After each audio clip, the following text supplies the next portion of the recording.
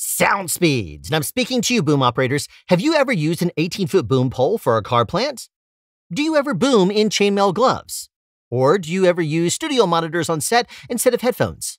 No to all, and why? Because it's not the right tool for the job. And in this video, I'm going to introduce you to yet another specialized product that may be the right tool for the right job in some circumstances. But before we get going, full disclosure, Oisphoot did send me this Boom Uperator in exchange for a fair review. I do get to keep it following this review, but I'm not going to allow that to affect my opinion, so you can expect this to be a fair and honest review. And in case you're curious, Oisphoot stands for, oh, I should probably have one of those. So fellow boom operators, let's talk candidly for a second. Have you ever been in a circumstance where you're booming two or more people in the same relative position and they're not doing anything or going anywhere, so you're basically just a glorified C-stand? Or maybe you're booming one person and they're not doing anything except standing there doing the same little action or maybe saying a few words, and the director keeps saying, reset back to 1 for 15-minute long takes. Or maybe you're just standing against a wall because lighting and reflections dictate that you have to hold the boom really high up over in a really awkward circumstance and boom only from that one position because you can't get a ladder in there. And that's the reality of the situation you're in. Well, if you've been booming for at least a week, chances are you can answer yes to at least one of those. Takes are getting longer and longer. While it's true that boom operators need to be quick, agile, and adaptive, you don't have to be in every single setup. As a matter of fact, there's many times that we're just locked off holding the boom in one position. And in many ways, that's even more difficult than it is when you're moving around. When we swing a boom pole around, we're constantly changing the muscles we use to support the boom. This muscle shifting keeps us from tiring nearly as quickly as we might otherwise. This is where the boom operator comes in handy. It takes the weight off of your leading hand so you don't have to hold the boom up. You may not always need assistance like this, but when you do, it's nice to have.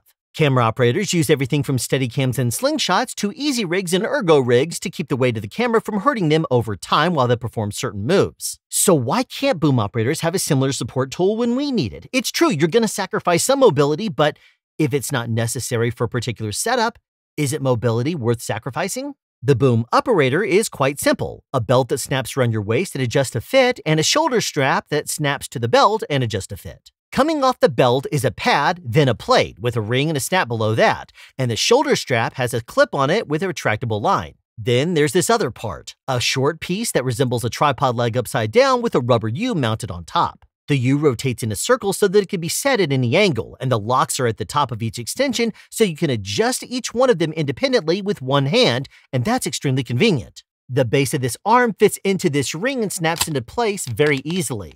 And to release, you simply press the button upwards from the bottom. This retractable clip lives on your shoulder and clips into this metal ring on the back of the arm. And you can easily reposition where this ring is so that it fits more comfortably for your arm length. You can leave the arm snapped into the retractable clip and then flip it upside down to store it tightly against the shoulder strap using the included piece of Velcro.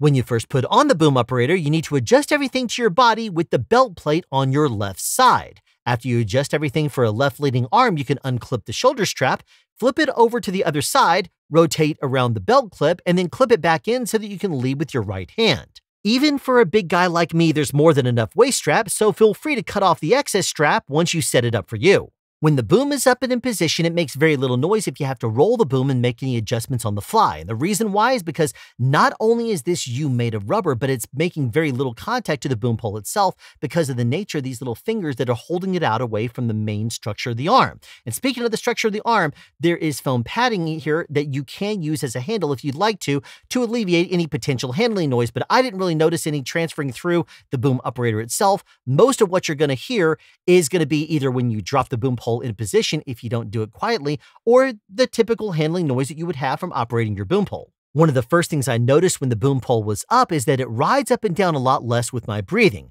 and that's because it is mounted to my waist, and that doesn't go in and out as you breathe. Supporting the boom pole from your core like that practically eliminates the effect of breathing on the boom. You'll also notice that instead of feeling the weight on your leading arm like normal, you'll notice the work of your back arm doing more. This makes sense because your focus is going to be on the least comfortable feeling, and since your front hand is relaxed, your rear hand is what you feel. And if you're using something like the Keitakage's counterweight on your boom pole, you're going to feel even less downward force on your rear hand because your core is holding more of the weight. I found that leaving the boom up between long takes isn't really a big deal when you're using the Boom Uperator because it makes everything feel a lot easier. You can even take your eyes off the direction your boom is facing without worrying about fatiguing and dropping the boom on the actor's head. This is again because the boom is supported from your core. Another thing I appreciate is that you can even use the Boom Uperator when you're wearing a chest rig, and because it's all black, you won't have to worry about it showing up in a reflection as long as you're wearing dark colors above your waist. In addition to booming from your left or right sides, I found that if you mount the pole directly in the center,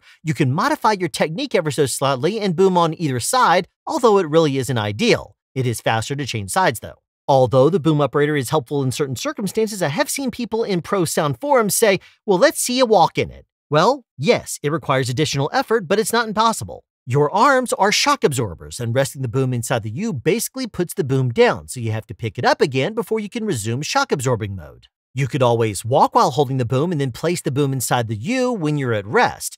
This works just fine because the arm is actually holding pretty close to your body the entire time, and it's not that difficult for you to operate around. When booming, our legs handle the big broad movements and our arms do the quicker and more precise movements, but when using the Boom Uperator, you're greatly limiting your arm control, so your legs basically have to handle all movements. Again, it's not designed for movement, but if you insist, you can do it, and all it takes is a little bit of practice. So what do I think of the Boom Uperator? Well, it's extremely useful, provided that you use it as intended. Now, it does take a few minutes for you to initially set it up for your body, but once you do and you kind of get the movements down of how to change sides with it, you're going to be able to put it on in a few seconds and be booming within moments. It's not recommended that you put a lot of weight on the supporting arm for risk of it collapsing, but I didn't have it slip even once and I would pull on it to stretch out my back. It's also really helpful if you have to do a horizontal extension or contraction of the boom in a tight space like a narrow hallway, and you won't mind holding the boom up between longer takes because extending or contracting the boom in this environment is going to be more of a chore than just simply holding it up. And when the director calls cut and the set floods with people, normally it's kind of difficult for us to safely retract the pole without hitting somebody, but with the Boom Uperator, it's not nearly as urgent. Although the design works just fine the way it is, sometimes I felt a little bit awkward in it, perhaps because of the extra weight I carry, not just me, but because of heavy wind and microphone combinations. Putting that extra weight on the actual support itself pushed the belt a little bit below my waist, and that sagging really wasn't helped a whole lot by the arm strap. The shoulder strap clips onto the opposite side of the belt from where it needs support, so the retractable cable and clip can hold the arm close. I understand the design, but for me, I needed an alternate solution, so warning, we're going on a tangent. The belt design is solid, but changing sides can take a few minutes, so I'd rather have that happen more quickly.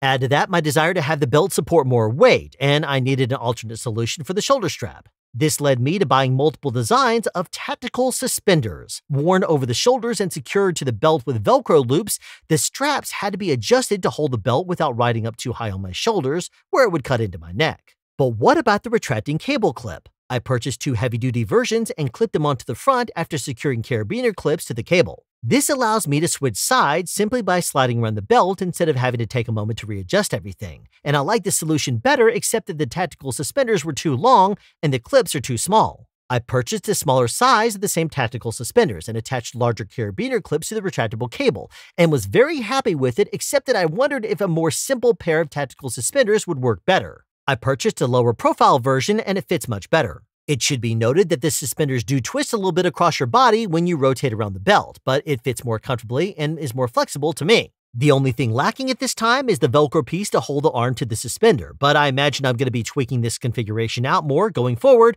because I like it. Again, this was just my personal preference. There's nothing really wrong with the design of the Boom Uperator. It seems very polished, and at a price point of only $350 as of the time of this video, it's very reasonable at that. And now that this review is done, the Boom Uperator is going to be living on my boom caddy with all my other specialty equipment that I like to keep close when I need the benefits of the solutions that they provide. After seeing similar products through the years like the supported pole and kit cool, I was waiting to see something like this hit the market again for me to buy.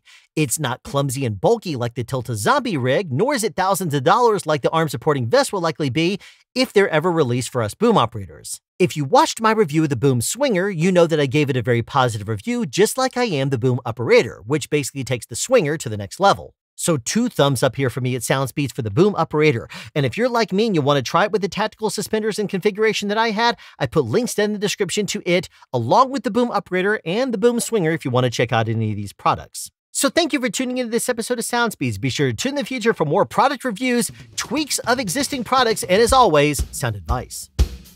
Have a question you'd like answered or want to add something? Be sure to write it in the comment section down below. You can also make a suggestion for future topics of discussion. Again, comment section down below, or you can email me at soundspeeds@yahoo.com. Be sure to subscribe and turn on notifications so you won't miss out on future sound advice.